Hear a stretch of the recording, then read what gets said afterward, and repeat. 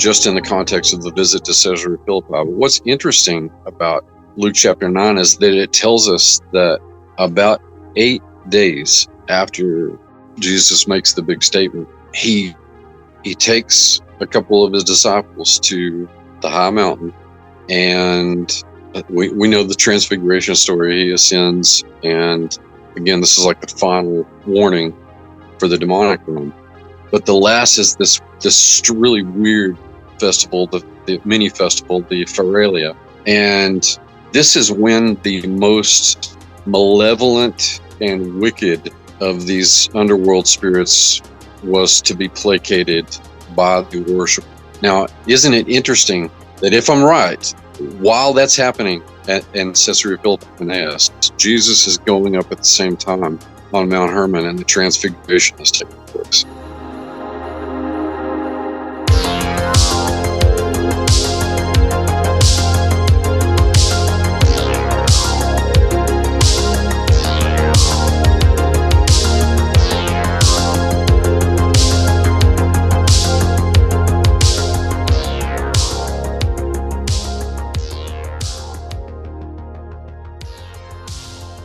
Hey everyone, in the Blurryverse, this week we've got Dr. Judd Burton back on the show. Judd's been on the show many times. It's great to hear his voice again. He's healing up and sounding better than ever. If you want to support this podcast, blurrycreatures.com/members. We're releasing a lot of bonus episodes lately, so you can get access to those. We have a chat next Thursday night, the 27th, 7 p.m., and then we're going to do a movie for gold members afterwards. So join up, join the team, get blurry with us. Thanks for all the messages. Got a lot of stories lately from you guys that is going to turn into potential bonus episodes. So keep an eye out for those. And let's get Dr. Judd on this one.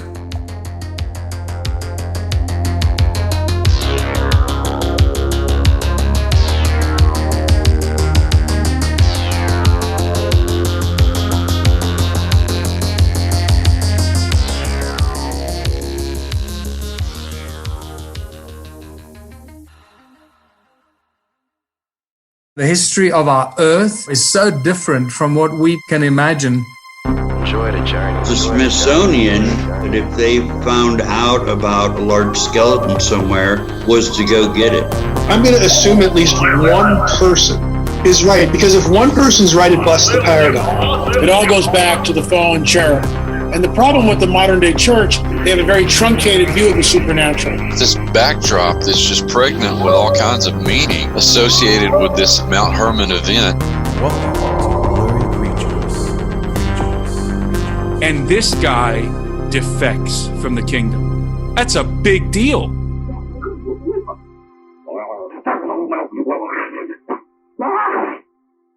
Welcome back to the podcast. Dr. Judd Burton, otherwise known as DJB. Judd, I think people want a song, and you said you were going to sing. We're going to start with a song. I feel like we need to build this to a crescendo, and then, and then just go right into it. This is an easy way to break into it. Just as long as it's not, let's start with a crescendo and then continue throughout the rest of the might as well. Let's get to a fever pitch here. You don't want a day crescendo. Well, I figured since we were going to talk about Peter a little bit tonight, 16 tons might be appropriate. Very much so. You know, poor man's made out of muscle. How does it start? It's well, some people say a man is made out of mud. A poor man's made out of muscle and blood. Muscle and blood and skin and bones, a mind that's weak and a back that's strong. You load 16 tons, what do you get? Another day older and deeper in debt. St. Peter, don't you call me, 'cause I can't go. I owe my soul to the company store.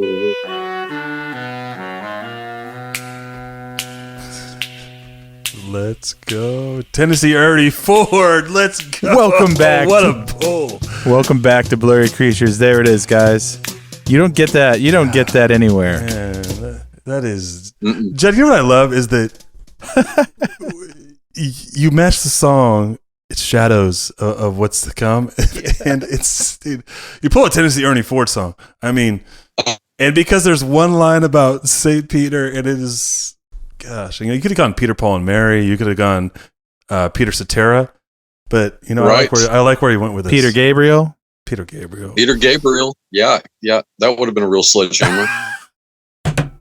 You know what? This is just like Indiana Jones. Yeah. You did not choose poorly. You chose wisely.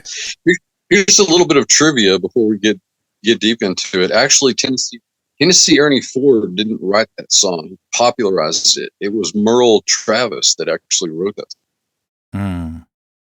Good old Merle Travis. Judd, we've had so many great episodes with you, and it's been a long time.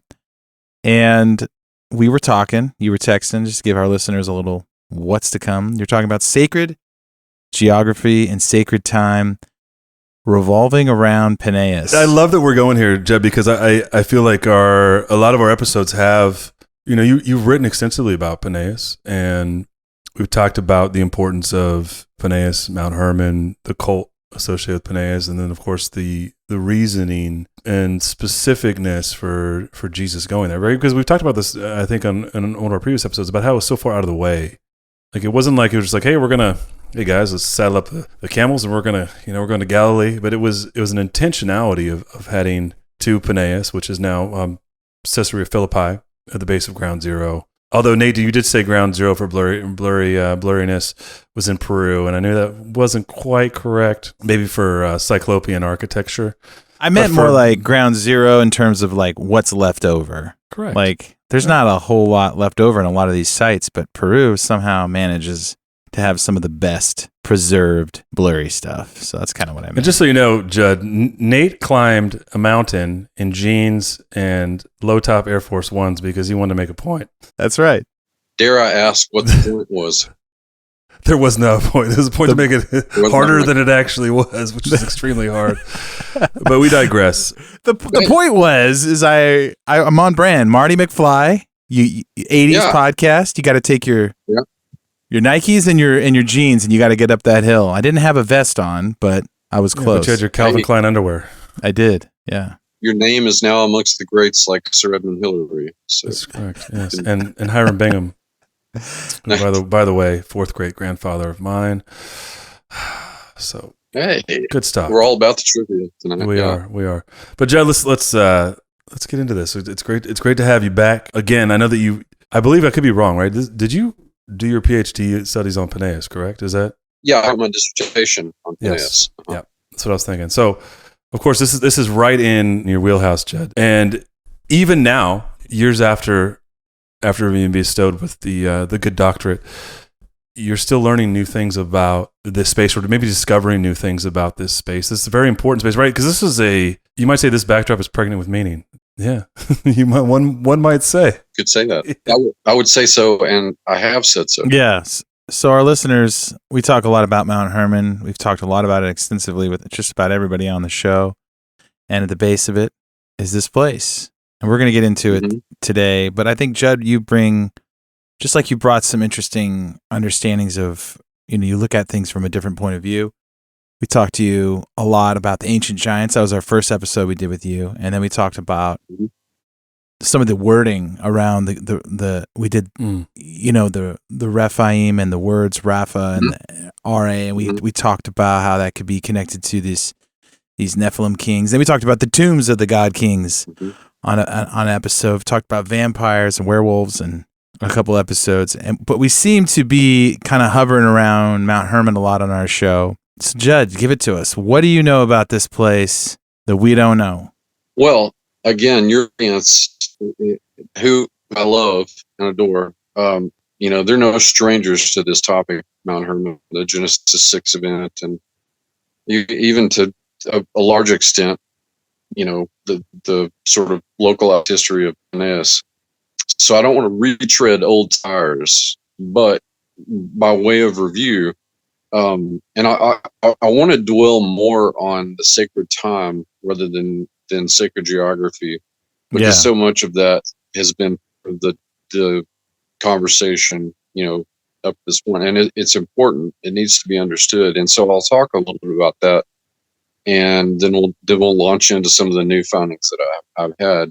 It's no secret, either from the archaeological or historical record, that this region is important. The beliefs of the ancient Hebrews, and even once the area was Hellenized, a lot of the beliefs that they brought with them dovetailed with what was going on in the region to begin with. And so the role that the Mount Hermon region has played, not only in the history of the Levant, but even other places like Mesopotamia, is a long established tradition in multiple, sets of literature.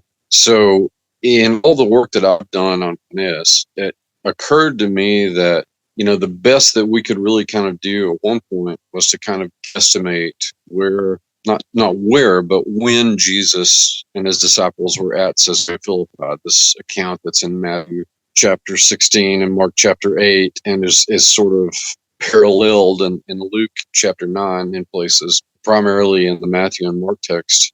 Most of what I had read and researched was that Jesus and his disciples were at Caesarea Philippi sometime in the winter before his death. And I always thought, okay, that's a good place to start with. But, something told me that there was more there, that there were more layers to the onion. And it seemed like that there could possibly be markers somewhere. And again, having looked at these passages hundreds of times, I was looking to see if there was something that was sort of hiding in plain sight. And so I started to focus more on what clues Luke chapter 9 could possibly give. But before we jump into that, I'll preface it by saying that the first, sort of initial stages of this hypothesizing, we know kind of the nuts and bolts of what Jesus is doing when he's at Caesarea Philippi. And we know that Jesus' pacing and timing and selection of occasions to give homilies and perform miracles and stuff like that, we know that there's generally something there. In other words, he's not randomly doing things. There are these multiple levels of teaching that Jesus is always engaged in. So keeping that in mind, I wondered if there's anything in the Greco-Roman context, of which, Caesarea Philippi was a thoroughly Hellenized city by that time. It had not just the short lifetime of the city, but the region of Paneas was a kind of melting pot of Hellenism, for a couple of centuries by the time Jesus and the disciples lived there. So it had time to accumulate and thoroughly Hellenize the local Etrurian population. The original Hell Valley. Well, if you want to call it that, I suppose. Jeez. Come on. You started with a Back to the Future joke. Come on. What a reach. I can see it now. The little domiciles and Levittown style houses that dotted the floor of the valley at the time, or their rough equivalent. The old Twin Pines to the old Lone Pine, right? Yeah. It wouldn't be pines; it would be cedars, right? Cedars, correct. Yeah. Hey, we're just going to use Back to the Future jokes the rest of the episode, Judd. So just get used to it. The episode. That's going to keep me on my toes more so, I think. So the first thing that really jumps out at me in reconsidering, the timing of Jesus's arrival is, well, if his arrival and presence there and what he says and what he does there is firing a shot over the bow of the enemy, then it makes sense that the timing, the when, would also have the same kind of logic to it. The Lupercalia, that's still it's late winter, but it's still in the winter. And the Lupercalia takes place on February the 15th, and this is the festival of Pan. So I thought that would stay in line with the reasoning of the general reasoning of why Jesus was there in the first place. It was the same kind of logic. It was a slight, in this case, Pan, Adzaga, Azazel, whatever name you wanted to put on that. That would be a real slap in the face. Jesus establishing the church, saying all the things that he did, the homily that ensues at Caesarea Philippi, Petrine confession, the establishment of the church, The gates of hell will not withstand against it. It makes a lot of timing sense for the Lupercalia Festival. What is this festival? Well, as I said, the Lupercalia Festival is in honor of the god Pan. What did they do? Well, the overarching idea was that there were rituals that were done to keep their flock safe, from predators like wolves, and even one of the things that they were keeping their flock safe from. One of the beliefs they had is that they were doing these protective rites to keep werewolf-like creatures away, as well as wolves. Wow, very blurry. But in terms of rituals, it's Pan is associated with fertility and sexuality, and so a lot of the rites are reflective of those kinds of ideas. One of them, the big one, very strange, and I've talked about this before, but they're the young maidens, women of childbearing age, would all line up on the thoroughfare, the Carta Maximus, as it were, and they would bare their thighs, and a group of young men dressed in goat skins called the Lupercalia would come by with these leather tongs and slap them on the leg. And this was supposed to ensure fertility, not only for the flocks, but also for people too.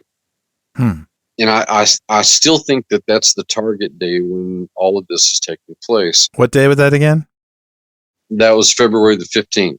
Okay. That's 2 days after the Ides of February. You've heard of the Ides of March from Julius Caesar? Yeah. Well, sometimes the Ides falls on the 13th of a month, and February on the Roman calendar is one of them. So, yeah, it made perfect sense to me that given the pacing and timing of the rest of what's going on at Caesarea Philippi, that the logical timing for when Jesus makes all of these crucial Caesarea Philippi statements be on the Lupercalia. So it's kind of like for modern day Americans, most of our audience is America. It's like Jesus rolling into New Orleans on Mardi Gras kind of thing. Yeah, something very similar. Yeah, exactly. And interestingly enough, Mardi Gras takes place in February. It's descended from the old Carnival festival in medieval Europe, which is basically a public pornographic display of carnality. It's the same kind of thing that's going on. And I suspect that a lot of people like to argue that it's Valentine's Day that preserved the Lupercalia, but I think the more logical argument is that it's the Carnival that preserves some of the elements of the Lupercalia. I didn't even realize that word carnival. Yeah. Mm-hmm. Judd just dropping the bombs on us. And they were sacrificing goats, which is of course an effigy of Pan, right? And also dogs, which is sad, makes you hate them. Mm-hmm. But no French bulldogs were of course taken not, out. man. You wouldn't do that. They were revered. They've always been revered.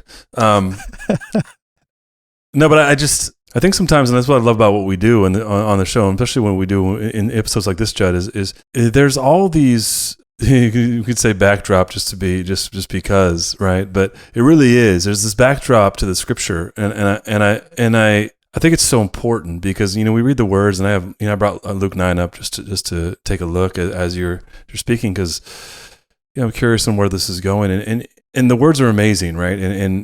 But I think oftentimes we get a very flat view of the gospel and even of the biblical text. This is what we do on the show, Nate. We talk about sort of providing context and also backdrop, tapestry, whatever you want to call it around it. But like to understand this, right? To understand, and I think we've walked through this with you, Judd, and understanding, what about Paneas is important. And you talked about the shot across the bow, and that's something we talked about in our episode. But I think adding this to it and understanding that more than likely Jesus showed up at this time, and I think all of us can put, Nate, I think it was kind of brilliant, the Mardi Gras analogy and the timing can put that in, and so you start to have this idea of maybe what more it looked like when Jesus showed up, and it just seems all that much more intentional. And I'm really excited to hear where this goes, because I think these things are so important to understand. Like, one of the things that I really liked, Nate, when we talked to Joel Matamale about territorial spirits, he was talking about cosmic geography, and I like that term, and it kind of comes to mind the idea that like the physical geography also had very much cosmic geographical implications, and I think that when we start to think that way about the scripture and about the stories in the scripture and about the actions and the intentionality of Jesus and being the Messiah and the Son of God, and and understanding the things he was doing were very intentional, that I think we'd be remiss, and that's what I love about what we're doing right now in this space is understanding cosmically why it's so important. And so I want to call that out and say this is why it's important, is that it doesn't make it more important, but I think it provides context. And this is, I think, Nate, on a macro level, what we try to do here, right, is to provide context and answers to things about why. Like why is this happening, and why people are experiencing things they do, and also why is Jesus doing the things that he did, and why didn't things in the Bible happen the way they happened. Mm-hmm. And so I it's a long-winded to say I love this, Judd, because I think this provides such an amazing backdrop. God, I can't make this. You can't. Yeah, I can't. I even say but it is pregnant with so much meaning. It is. To make another doc joke, guys, Dr. Emmett Brown. It's not where the hell are they. The more appropriate question is when the hell are they? It's both. I mean, we're sort of asking when the hell are they tonight, but yeah, they're both important questions. And to your point, Luke, we do get kind of just a superficial flat reading if we're just, not that the Holy Spirit can't talk to you, just from a reading of Scripture, but you have to. It's some work to get the proper context, even as a lay Bible student, it demands some work to understand the historical and cultural context. I would say, Judd, the thing that I think we forget sometimes, maybe at least I do, is that as 21st century Westerners, like if you were living the time of Jesus, you would have completely understood this. Mm-hmm. This makes sense, but I think we sometimes get so far disconnected. It doesn't. I want to reiterate this. This is not hidden knowledge or anything like that. It literally is just historical context and cultural context. You say you're a biblical anthropologist, so this is the cultural anthropology of what is happening. And it would have been just like Gen 6 would have made so much sense to people at the time, and we live in Gen 6 a lot. It would have made so much sense to people then because they understood the context of that. That's why it's 4 verses, and a lot of people these days get their minds blown about what actually happened. But this would have been like requisite knowledge, and it would have been, of course, to people at the time. And I think post-Enlightenment, academic era, and so far separated by time, these things are so important to understand. And I'm gonna stop hammering that home, but I do think. No, I mean you're right. You're right. They really are, and we have so many tools available to us now that think about biblical scholars 100, 200, 300 years ago. Yeah. Couldn't have dreamed they would have at their hands. So there's so many things that people can use to avail themselves of that, and I always encourage people to do that. People can. I have students, that I'm opening that door, for them. So it is tricky. And, as you were talking, it occurred to me that understanding the audience is so crucial in the context equation. And that's where biblical critics sort of get bogged down in quagmires, intellectual quagmires, because, they'll throw stuff out like the prophets or Jesus or fill in the blank, some author of one of the biblical books doesn't talk about this. Well, if it's an ensconced part of the culture, which many times, more often than not, it is, it was implicit. The audience already knew there was no reason for the speaker to go at great length. And so a lot of those criticisms, in my estimation, really fall short scholastically. Yeah. No, it'd be like us talking haphazardly about something we saw online and then having to espouse what the internet is. Mm-hmm. And that's what I think is interesting, is that because we are separated, this is the context that is, I think, is enlightening and understanding, as you would say, the sacred timing, and then also the sacred geography of what's happening. And I would say this for me, Nate, like I did coming into this show 3 years ago, I didn't understand, the significance of Caesarea Philippi and Paneas and Jesus even going there. I mean, of course, you always get the explanation that like, on this rock is about Peter. And even if you just think about the physical geography, you don't ever really think about the fact that like, man, Jesus went out of his way to take everybody there. That doesn't even blip the radar for a lot of people on a basic level, because they're not familiar with the actual topography and physical geography of Israel and Syria and these places that you don't know. And so you're like, of course they went there. I don't know where Nazareth or Galilee or you don't even understand ancient pagan worship. You don't understand what they were building, why they were building it. You don't have any frame of reference to. It's like you know, Judd, you're trying to put a little bit of color in a black and white text, right? You're trying to say, you know, and we've done that a lot on our show. And what we've found a lot when we go to these, we just went to Peru and we see some of these ancient places, is how forgetful the human species is. I mean, you have the natives, the true natives, saying we didn't build this stuff, but then you have the modern day people saying, oh yeah, we built it, and just a couple hundred years and everyone forgets. And you can imagine. Yeah. Well, for me as a historian, the importance of what you're talking about really didn't come from any historians that I was reading in graduate school, but there was an anthropologist named Clifford Geertz, and his big tome was something called Thick Description, in which he outlined this, you have to be as nuanced as you possibly can in your description of a culture, building a culture narrative, whether you're an archaeologist, a historian, or anthropologist. And it really drove that point home, knowing that looking back, we're still only dealing with fragmentary evidence, but you can still accumulate as much of that as you possibly can to make the most cohesive picture. In this case, to build the more colorized, as you put it, the more colorized version of the culture, indeed the cultures, plural, that you're working with here in terms of audience and direction.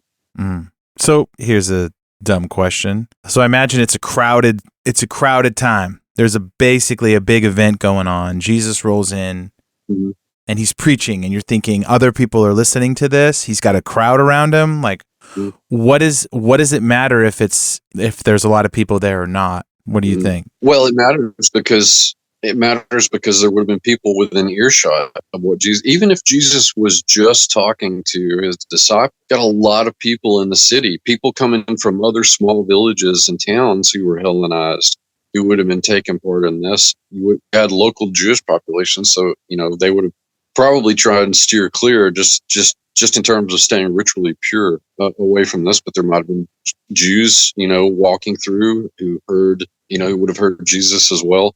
So it's important to understand that in terms of audience, or potential audience would have been there. Certainly there would have been more people than were in Jesus's group of disciples who would have been within earshot and heard the things that he said. Not only heard, but would have been familiar with, let's say they were one of the local Hellenized Etrurians. They would have been familiar with not just the pagan stuff that was going on in town at the time, but they would have been familiar with the local Jewish traditions as well about Mount Hermon. But he goes all the way there. And I think sometimes Christians, we have such a hard time. We have such this, Jesus kind of tiptoes around things. But it's like, he shows up to Burning Man Festival. That's a good analogy. Yeah. Just so why Lupercalia? What do you think is so specific about this timing? Well, I mean, obviously it was again, it's Pan. It's been well demonstrated. It's common knowledge that Pan is a god that's being revered at the Lupercalia, because you have this shrine to Pan there, from which the place takes its name. The region takes its name. It makes sense that Jesus it's not just the Hellenic facade or face that Pan has, but this is a shot, I suspect, at Azazel and by extension, the Shedim, the satyrs in ancient Hebrew lore. So keeping that in mind, it brings out, again, part of that nuance that I was talking about. And it will certainly become clearer as we sort of pivot into the next discovery that I made about what I believe is the case to be made for the more exact timing and pacing of what Jesus is doing at Caesarea Philippi. Do you think also that Jesus is trying to get into the disciples' heads, sort of what they're warring against? So he goes there and he talks to them specifically. I don't think the disciples really got it till after the fact. But you think they're putting together all these places that he's going and everything he's saying, and it's like if they don't go there, it doesn't really hit them. I think like Luke and I just went to Peru and we see this stuff. It's just so much more amazing when you're standing there looking at it and you're like, I could talk about this all day long, but here I am in front of it. It's kind of incredible. Yeah, absolutely. They certainly would have been working this stuff out, in their head. Notwithstanding that you've got some knuckleheads amongst the disciples. Let's just go ahead and and use the scholastic term for it. There were some knuckleheads amongst the disciples, but yeah, they would have been trying to, why did the master take us here? We're in the Greco-Roman pagan capital of the region. What in the world is? And certainly they would have been familiar with the Mount Hermon stuff, and so some of them probably did piece it together. But it was, like you say, it was a slow process. It was a slow burn. Thomas Jefferson once said that you never know how a place has affected you until you've left it. Mm-hmm. And there's probably some truth to that at play in the Caesarea Philippi episode. And certainly what I believe is the timing and pacing hereafter has a lot to do with giving the disciples something else to think about in terms of the significance of the visit itself. And do you think that like Jesus showing up to these places, even just showing up, has a cosmic effect on the location and maybe the principalities and powers that are there? Well, I mean, clearly, anytime Jesus shows up and confronts these forces directly, they're fearful for their eternity. They say things like, "Have you, Son of Man, have you come to throw us into the pit already?" They were fearing that final judgment, that maybe he had stepped up the timetable or something. And so, yeah, there's a definite quaking, if you will, caused by anytime Jesus is confronting these entities. And of course, when is he not during the course of his ministry? That's right. We just don't think about it that way. I don't think we were taught to think about it this way. I don't think.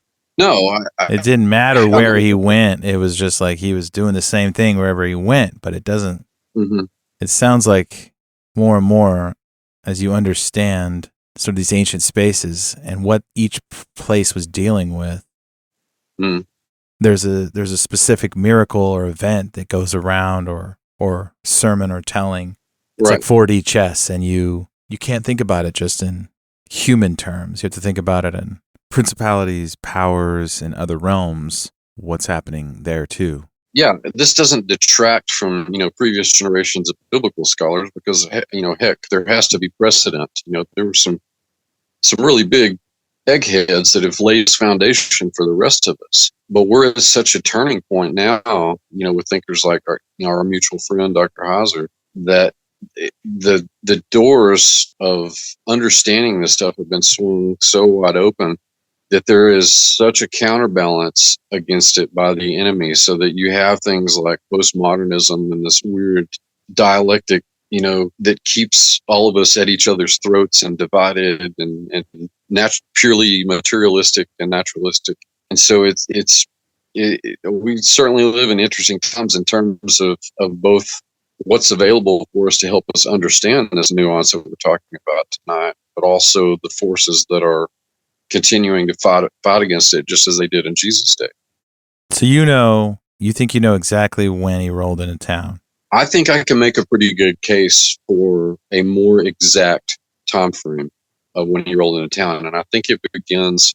I think what he says, the Matthew chapter 8, or excuse me, Matthew 16, Mark chapter 8, material. I think that happens around the time, if not on, the Lupercalia. But and this is what I've been waiting for. There's something else. There's another festival in the Greco-Roman world that's happening during the Lupercalia. Now, the Lupercalia is just one day. Remember, it's February the 15th. When Jesus and his disciples arrive in Caesarea Philippi, the likelihood, in fact, the probability that this other festival was being celebrated alongside it is extremely high. And this festival was the Parentalia. The Parentalia lasted from February the 13th until it lasted about 9 days. So it's gonna end on the 21st, 22nd. This was a festival that honored the dead. It was a time when the people in the Greco-Roman world would placate these spirits called the Manes or the Parentales. They were the spirits of dead ancestors.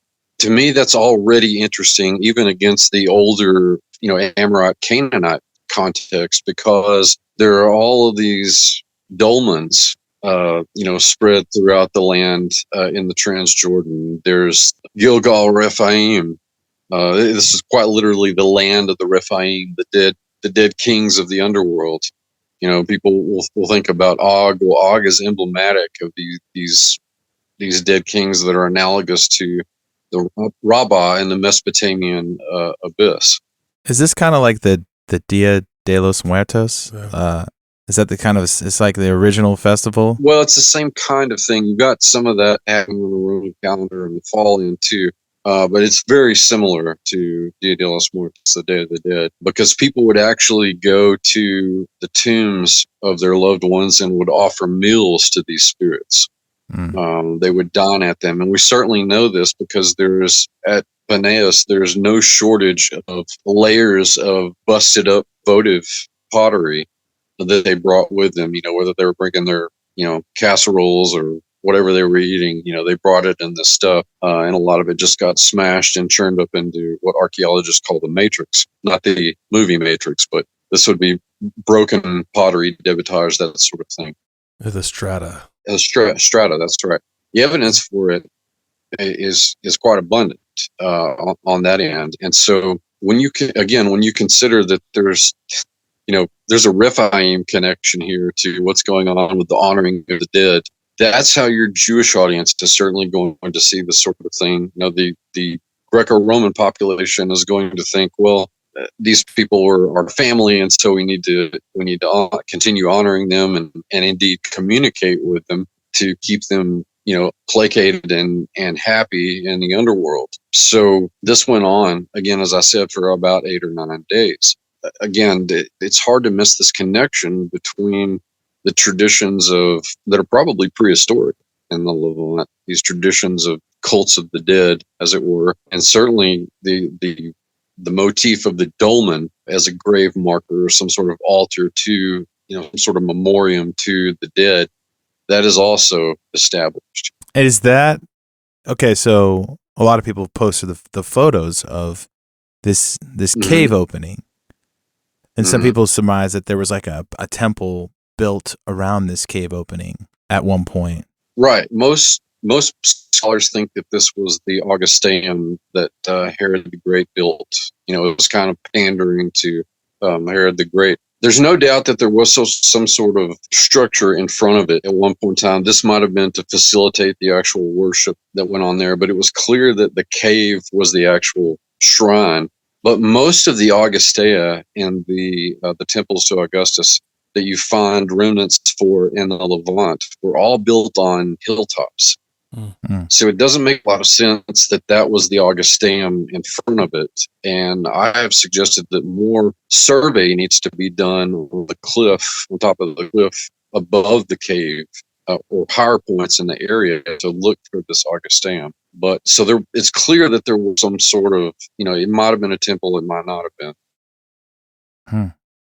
If you read the literature, again, most scholars are going to say, oh, yeah, well, that's the Augusteum, but it's not on the high point, really, of the city, so it doesn't make a whole lot of sense if that was the case. But it is part of the larger, what's known as the Temenos, where all the other temples and niches would have been. But this cave, right, that's what Jesus is looking at when he says, on this rock I will build my church, and the gates of hell will not prevail against it? I think so. When he's using imagery like the gates of hell, immediately that certainly would have rang true with his disciples, but it would have, any of the pagans in earshot would have understood this too, because pagans viewed not just caves, but caves that were associated with waterways like you have at Paneas. They associated these with entrances to the underworld. And so there's that imagery as well, against, the timing of this Parentalia festival, when I believe that Jesus and his disciples are here. So Judd, pull this thread for us now. So we've got Lupercalia on the 15th of February. We have Parentalia, which is the 13th to the 21st of February, which is the veneration of the dead.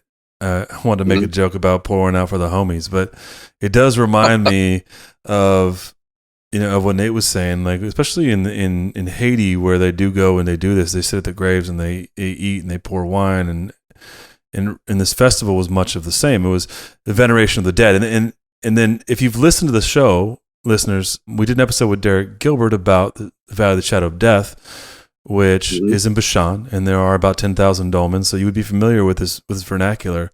That these are what Judd's talking about. So if we have these two things going on, Judd, pull this thread for us.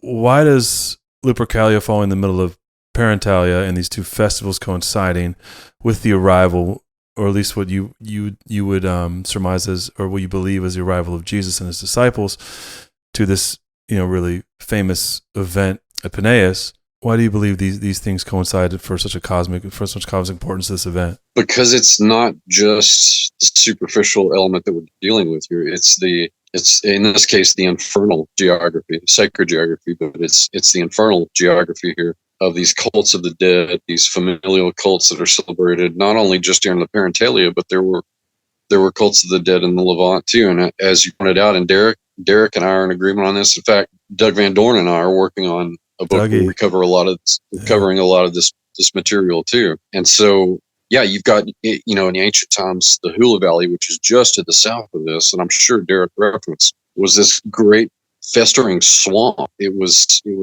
malarial. In fact, that's why the Israelis drained it, because it was a malarial swamp. And you had all these archaic, even in Jesus' day, these archaic monuments to the dead all throughout the region, throughout the Hula, going up towards Paneas. So this would also be something that would not be lost on the audience or audiences that Jesus is talking to at Caesarea Philippi while all this is going on, while he's saying all this amidst the Parentalia, the Lupercalia directed at, again, Pan, Azazel. But the Parentalia context, Jesus is talking about these ousted Rephaim and by extension, their forebears, the Watchers, who were now these abysmal god kings of the underworld that so many of the regional religions record in their literature as revering. So that's the larger nuance at work here. But there's more.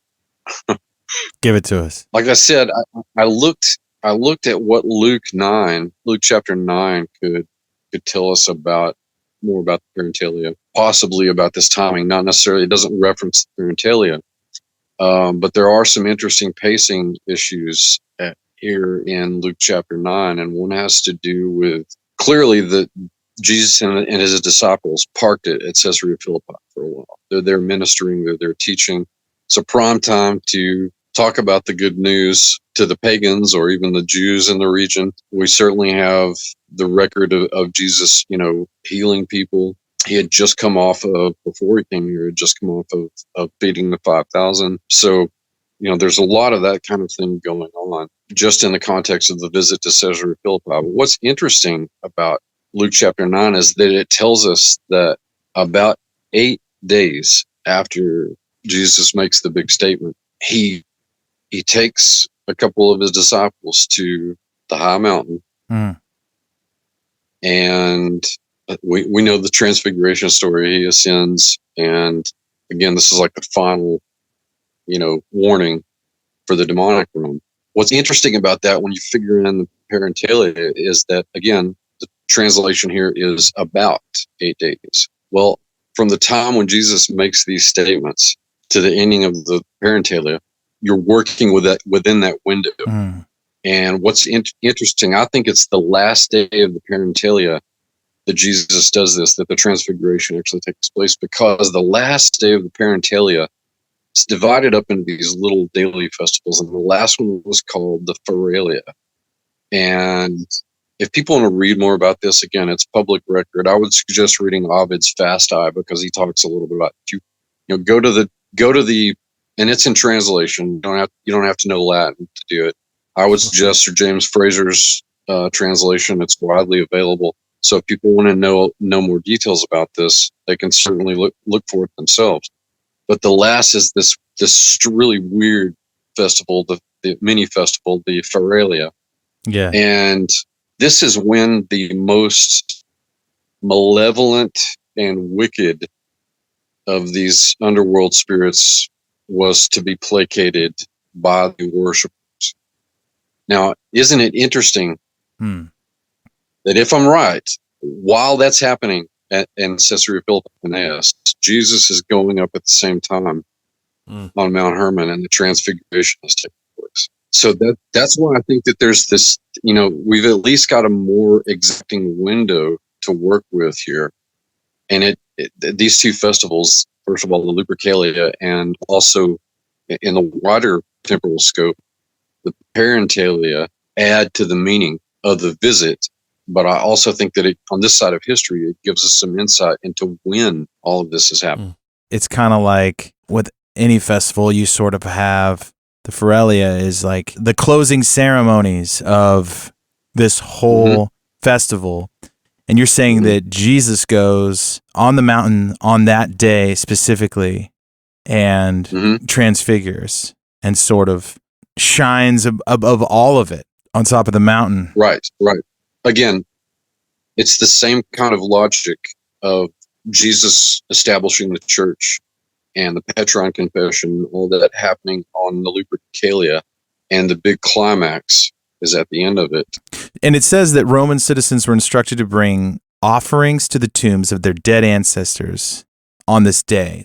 Do you think the ancients, they're obsessed with the afterlife? They're obsessed with the death of their ancestors. They're building all kinds of monuments all over the world doing the same things. I mean, it makes me think, and I'm not smart enough to dissect all this, but if Jesus is crushing death, defeating death, and yet you have all these civilizations obsessed with death, they're afraid to die. They're trying to honor their dead.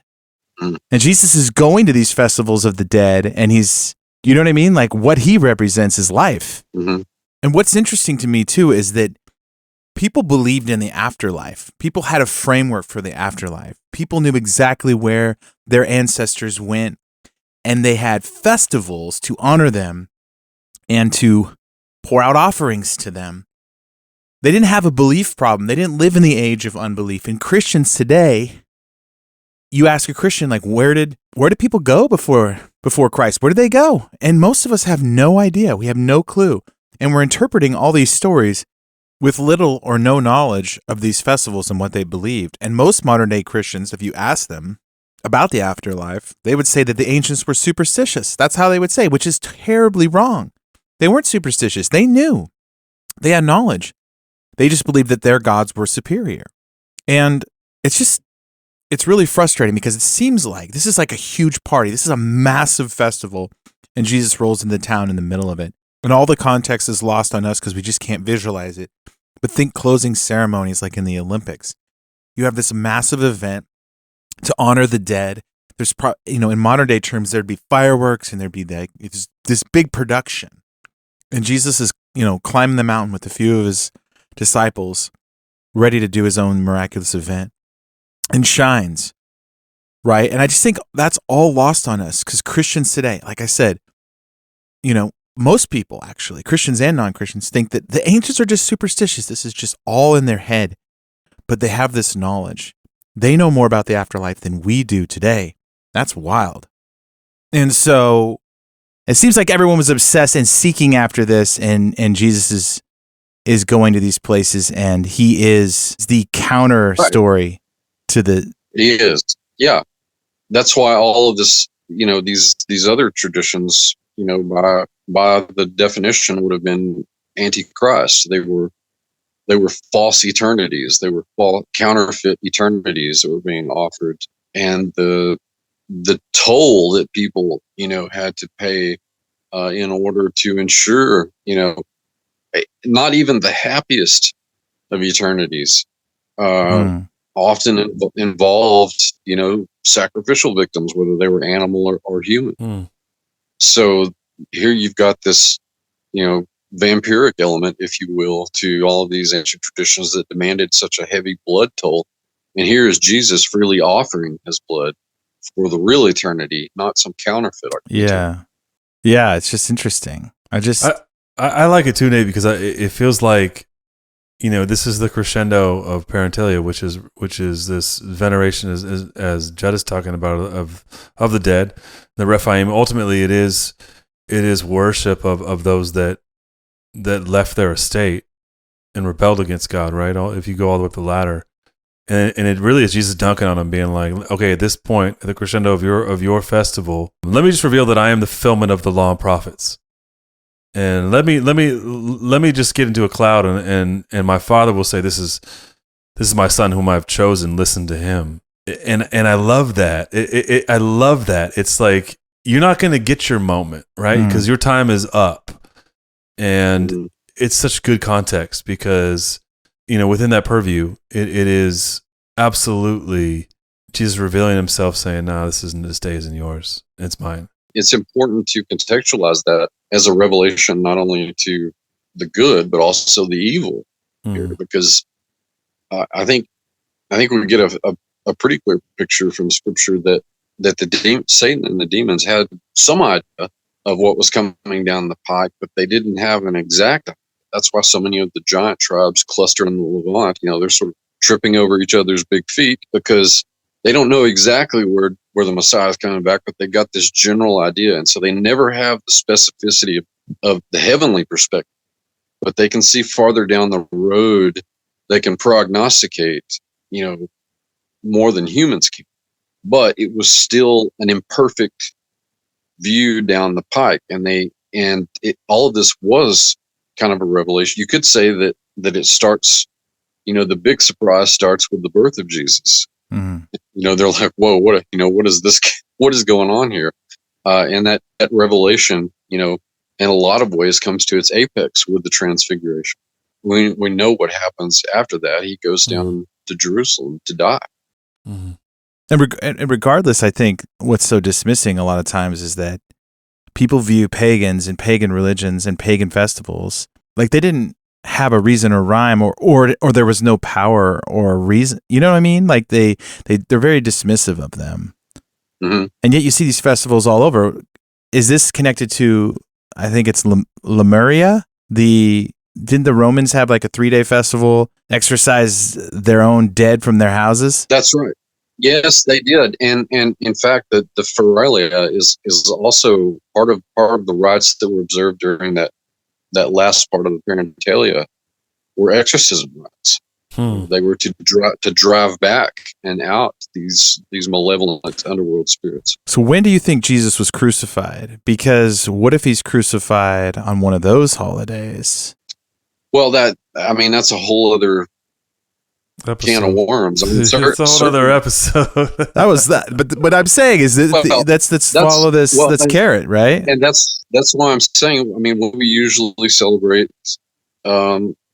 Resurrection Sunday, it's in the spring, right? So if all of this is happening in mid to the last day of all this happening is the 21st, 22nd, 6 weeks down the line, you're in Easter territory, right? In terms of timing. It's just it's interesting because the Lemuria festival, it says that all the temples were closed for 3 days, and you couldn't get married. And they're trying to exorcise ghosts and restless dead from their homes. And I don't know. I'm just like peering into these ancient festivals and how much they were paranoid and knew about the dead and the underworld and the afterlife. And we talk a lot about it on our show, but we kind of go back and we look at some of the clues that are there, but no Christians reading the Bible are understanding like how paranoid these people were about family lines and their history and their ancestors. Like most people don't go to the graves or see anything, or we don't really have any thoughts or feelings about these things. We kind of go to the graveyard every once in a while, put some flowers down. Yeah. Not in the West. Yeah. Not in the West. You know what I'm saying? Yeah. Yeah. So what is the lesson there? Don't get married during an exorcism. It's a good one. It's one to take home. Write that one down, Judd. That's your next book. That's sort of like never get involved in a land war in Asia. Right. Only slightly less famous. My man. Well played. Just never get involved with Sicilian when death is on the line. That's right. Yeah. Wrong movie. Great movie. Yeah, it's a great movie. I know. I couldn't think of a Back to the Future line that would go with that. Time traveling is just too dangerous. Better that you devote yourself to the study of the great mystery of the universe. Women. Wow, it's amazing to me. Well, it's not amazing that Dr. Brown thought that was like the ultimate most mystery. challenging the ultimate, most challenging scientific mystery, and it very well may be. So then wrap it up with us, Judd. What does the Transfiguration really mean to you? That it's at the end. It's at the end of this festival. Like, what does Judd's brain tell him?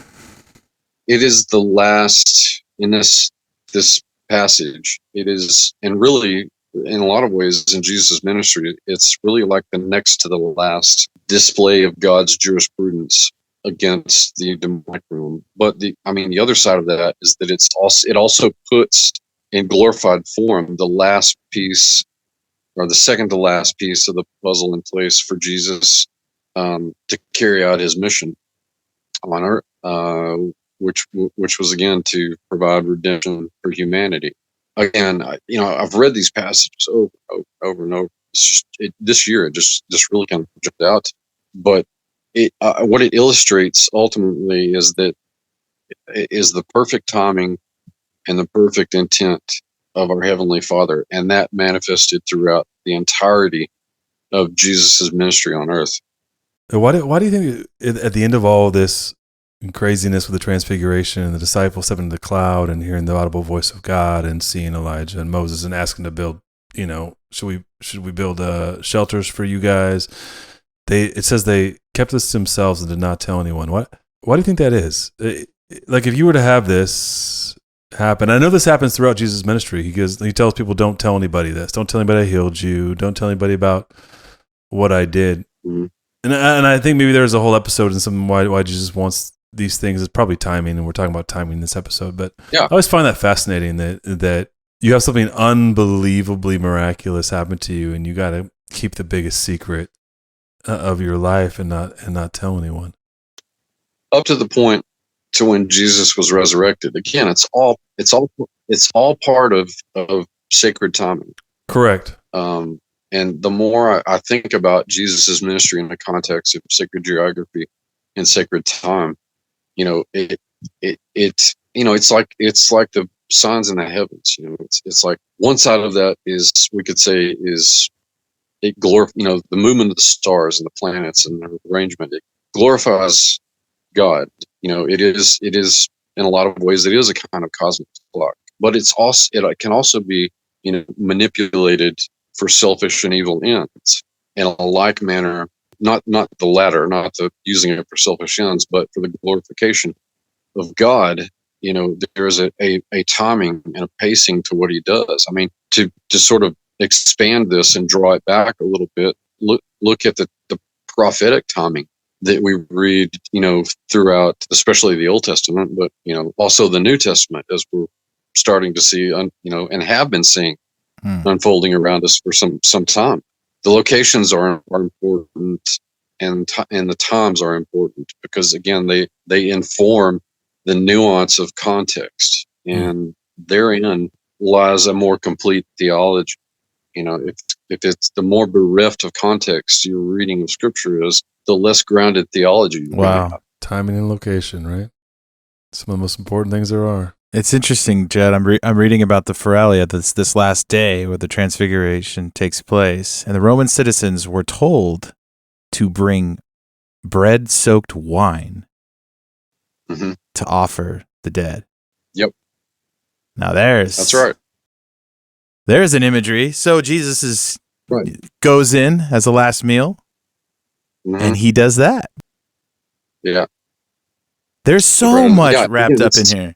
Pregnant. It's the same. It's the same sort of imagery that's at play in the pagan, except they're offering to their underworld spirits and gods who were taking flesh and blood. Jesus is offering his flesh and blood. Yeah, and think about this too, right? Is and I love that we just made me think that this is it. Is do this in remembrance of me. And it's not because Jesus is dead; it's because he's alive. Mm-hmm.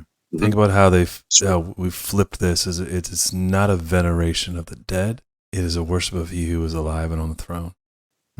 Amen. That's it. I love it, man. Judd, this has been great. It's sacred timing, sacred geology. I love the way you think about these things, and it's so great to have you back and to be talking about about timing and locations when it comes to to cosmic warfare and cosmic geography in its relation to physical geography and the ministry of Jesus, and then of course spiritual warfare that comes alongside that. It is intertwined inevitably with what Jesus is doing, and it's awesome. So thank you for that. That is, there's no one better to espouse upon the mysteries of Paneas than Dr. Judd Burton, and grateful to have you back in the Blurryverse doing the thing, doing your thing. And you got a song and a dance, dude. We started out with a song. The crescendo just kept building. It was like, you think that's the high point? It's not the high point. It is. It's working towards the Transfiguration. And well, Judd, we love you, man, and we're so great to sit down and have another conversation with you. Yeah, let everybody know what you're up to. I know that you have some things kind of on the horizon here. We talked about, and it may be things you're not ready to announce yet. But if you'd like to talk about what's coming down the pike for you, that would be fantastic. Because I think people in our audience, they love you. They've been waiting for your dulcet tones to return, and they'd love to hear about what's happening in Burton and beyond. Hey. Mm-hmm. Well, the new website is burtonbeyond.net. So if people want to go, they can look at the new and improved stuff. And I've got new coursework that I'm planning to. My initial plan had been to deploy it this month, but it's probably going to be towards the end of the month before I can deploy the new stuff. Doug Van Dorn and I are working on a book right now on the Serpent Mound of Bashan, which is in the region of the Upper Galilee, like we're talking about. We're talking about Paneas today. So there's going to be some overlap there with some of tonight's material. But this fall, we hope to start new filming for Fringe Pop 321. Let's go. Which of course is part of our friend Dr. Michael Heiser's legacy. Dr. Aaron Judkins and I will be the new host. Mike had asked us to do that. So many doctors. It's not a medical show though, right? It's not a medical show. A lot of doctors. You can't keep a good scientist down. That's right. That's right. That's right. So those are some of the things that are cooking, that are in the pike. Love that. Well, dude, love it, so good to see you, Judd. Yeah, we love you. We're gonna have some things to do down the road. So we're excited to see you, man, and excited that you're on the mend. That's great. And if you're listening, Judd could use your prayers as well as he heals up. And so we're asking you guys to join us in lifting up Judd and his health as he continues to rehab. And yeah, man, we're just it's good to see your face, man. You look good. It's great to be back.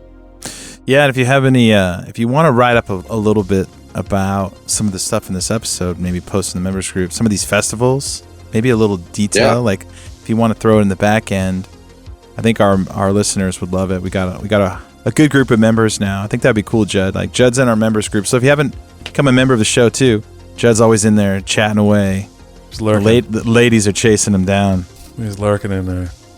Just always. He's looking, making sure he's correcting all the hermeneutics in there that need to be corrected. That's right. That's right. All done in love.